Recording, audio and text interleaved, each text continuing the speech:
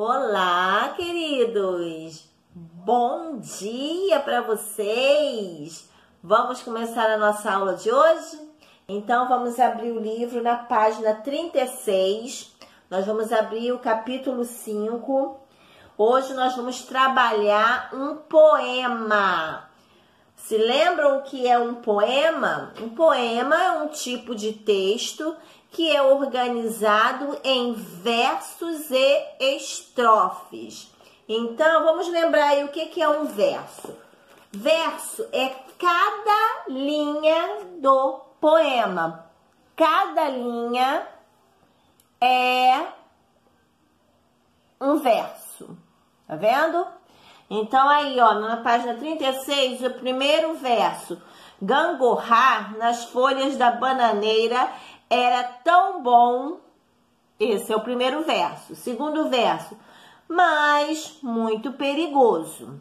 Chupar manga lá nas grimpas da mangueira era uma beleza. Terceiro verso. Mas perigoso. Rapar o tacho de goiabada era ótimo. Outro verso. Mas quem come a rapa fica burro. Outro verso. Então, cada linha de um poema chama-se verso. E ao conjunto de versos, nós damos o nome de estrofe. Por exemplo, a primeira estrofe deste poema, gente, grande, ele é bem grande. Olha aqui. E o segundo já é menor. A segunda estrofe já começa, né, nesse espaço. Tem um espaço bem maiorzinho aqui do que entre os versos. Então, aqui nós temos a segunda estrofe, que começa: foi assim que aprendi a ter medo. Aqui é o verso da segunda estrofe.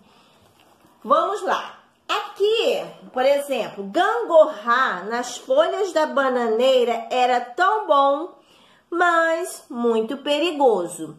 Esse mas, M-A-S, não é o mesmo que mais com I. Então, vamos saber a diferença aqui. Vamos saber a diferença para nós fazermos as atividades que estão no livro. Então, só para vocês entenderem, porque futuramente nós vamos voltar nisso daqui. Então, mais com I. O mais com I, ele é empregado com a ideia de quantidade ou de intensidade. Olha aqui o exemplo nas frases. Comprei mais uma blusa. Isso quer dizer, esse mais aqui tá dando ideia de quê? De quantidade. Comprei mais uma blusa. Quer dizer, eu já tinha e adquiri mais uma. Agora, aqui embaixo, gosto mais de vestido do que calça. Aqui, esse mais tá dando a ideia de quê? De intensidade. Então, toda vez que eu pensar em quantidade ou intensidade, eu vou usar o mais com I. Agora, o mais sem o I. Quando eu vou empregá-lo com a ideia de substituir pelas palavras porém, contudo, todavia, entretanto ou no entanto.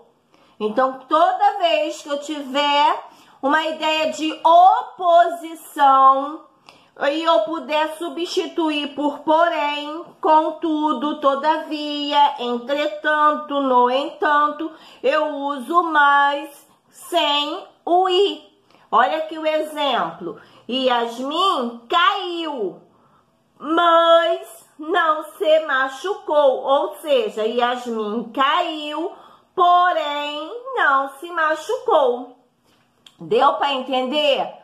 Então, quando eu uso com ideia de oposição, eu uso o mas sem o ir, que é uma conjunção, tá? E aqui o mais com i nós vimos ano passado, é um advérbio de intensidade, ok? Então, vocês já aprenderam a diferença aí, vai ter uma questão na interpretação que vocês vão precisar. Então, vocês sabendo, já fica mais fácil. E também, os poemas, eles podem ter rimas nos seus versos, no meio ou no final de cada verso, pode ter rimas. O que são rimas, tia? São musicalidades, são sons sonoros semelhantes nos finais de cada verso ou no meio do verso. Tia, todos os poemas têm que ter rimas? Não, nem todos precisam ter rimas e nem por isso deixam de ser poético. Eles têm em sua estrutura a poesia, ok? Então agora nós vamos para a página 40, onde nós vamos dar continuidade à língua, tá? Ou seja, trabalhar a linguística. Como na semana passada nós falamos de linguagem informal e linguagem formal, não foi isso? Informal, aquela que eu uso para com quem eu tenho intimidade. Formal é aquela que segue o quê? Uma norma padrão da língua. E hoje nós vamos falar sobre as variações linguísticas, geográfica. O que é isso, tia? São as diversas formas de palavras ou expressões que são usadas no país. Ou seja, são palavras que eu conheço aqui na nossa região como um nome e outra palavra que é empregada a mesma coisa e é usada em outra região. E é isso que a gente vai ver hoje, as diferenças linguísticas geográficas. Vamos lá, primeiro a gente vai ver aqui, eu quero que vocês abram na página 40, tá? Olha aqui, gaúchos, paulistas, mineiros, baianos e cearenses, todos falam a mesma língua, a língua portuguesa. Mas cada um tem um jeito próprio de se expressar ao pronunciar palavras ou frases.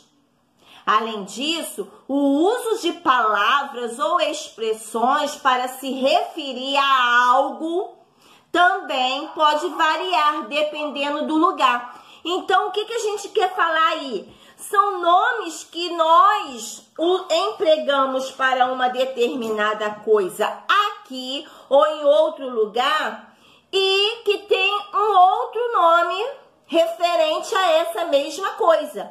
Por exemplo, a tangerina, que é aquela frutinha que nós descascamos, que chupamos cada gomo. Sabe qual é? Pois é, aqui nós costumamos chamar de tangerina, mas há em outros lugares que são chamadas de bergamota, mexerica, mandarina. Então, são nomes diferentes empregados para uma determinada coisa e que são diferentes em cada lugar do Brasil. Ah, tia, mas está errado. Não, não está errado. É um nome que essa fruta tem em diferentes regiões do país. Por isso que é o que? Variação geográfica, variação linguística geográfica, que depende do lugar onde que se está, ok? Por exemplo, jegue, sabe aquele animalzinho que aqui nós costumamos chamar de burro? Pois é, em outros lugares ele recebe outro nome, como jegue, jumento, jerico, asno. Então, olha aí quantos nomes diferentes que são empregados no mesmo país, mas em lugares diferentes ele recebe um nome. Isso daí acontece justamente por causa disso, olha só. Os diferentes usos, lá na página 41, os diferentes usos de algumas palavras e expressões da nossa língua, conforme a região, são chamados variedades linguísticas geográficas. Ou seja, são nomes diferentes para uma mesma coisa. Ah, tia, eu entendi. Ótimo. Então, vamos continuar a leitura aqui. A pronúncia também pode variar de acordo com a região. A letra R da palavra porta, por exemplo, é pronunciada de formas diferentes em algumas cidades, como São Paulo, Rio de Janeiro, Belo Horizonte, Recife. Normalmente a gente quando fala, a gente pronuncia o R, porta. Em outros lugares falam assim, porta. E isso tá errado? Não, isso não tá errado. Isso daqui faz parte da variação linguística geográfica. Dependendo de cada lugar, a língua vai sofrendo o quê? Transformações. O sotaque das pessoas, a forma que as pessoas falam, não está errado. O nosso não é o certo, o deles também não está errado. Isso acontece porque há uma variação, uma transformação. Então, não é só o meu que está certo, tá? A minha forma de falar está certa. Todas estão corretas, porque a língua brasileira, ela é uma língua viva, ela vai se transformando de acordo com um grupo de pessoas e de acordo com o tempo.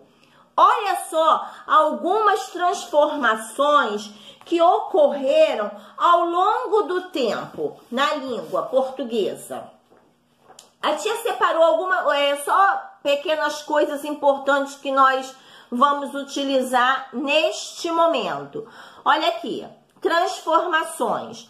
O uso do trema. Talvez vocês tenham visto aí algumas palavrinhas em livros antigos, esses dois pontinhos em cima do U. Esses dois pontinhos em cima do U chama-se trema, tá? O uso do trema, ele foi tirado da língua portuguesa em 2016 com a nova ortografia. Então, se tirou das palavras.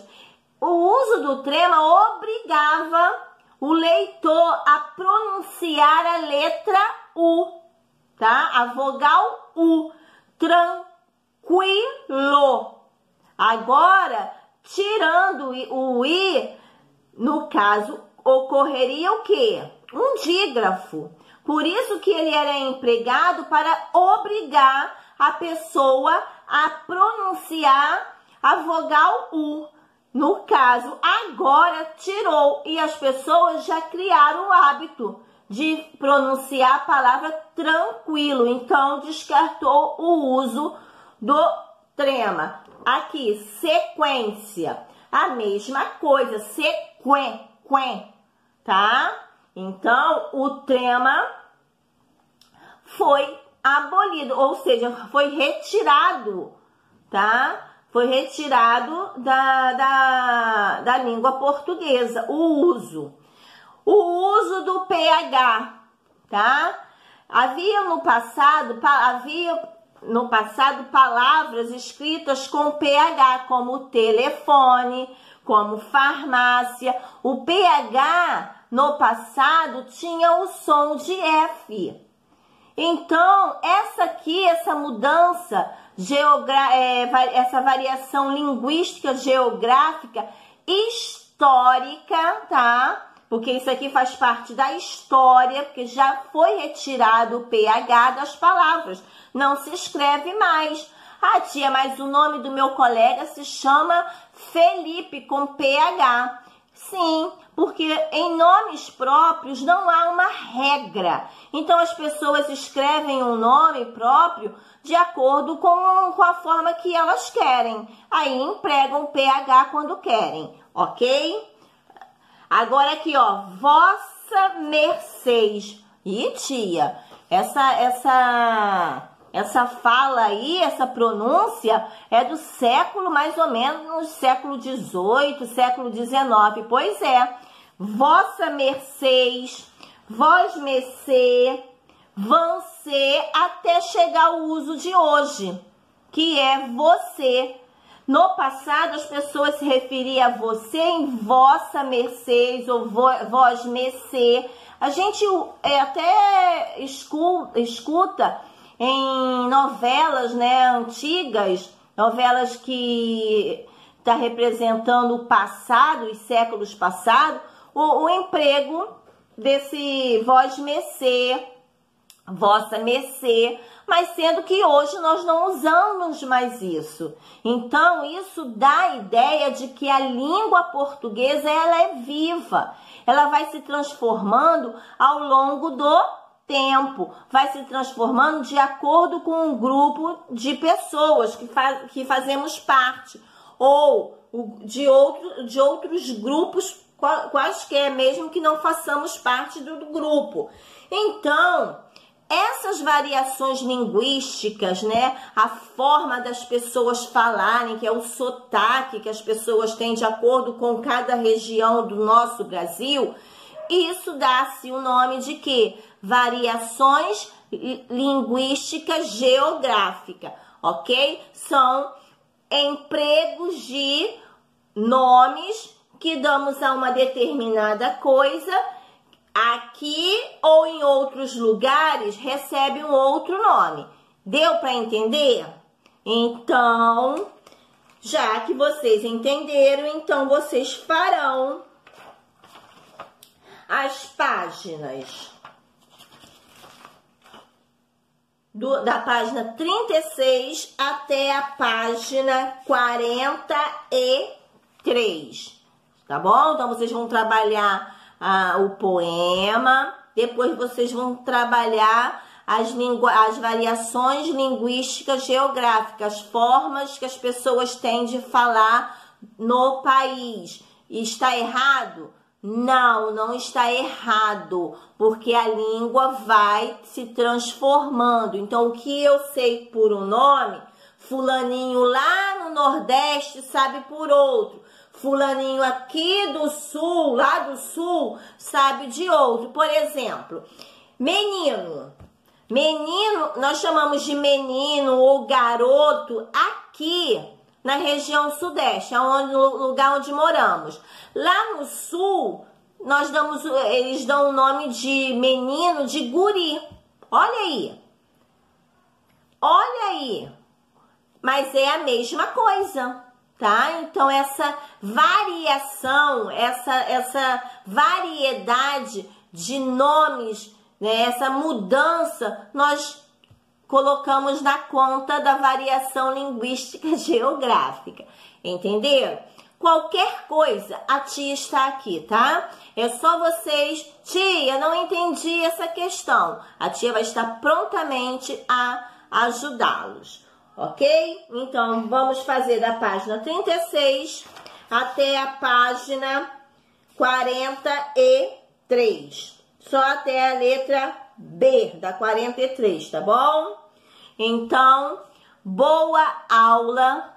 Fiquem com Deus.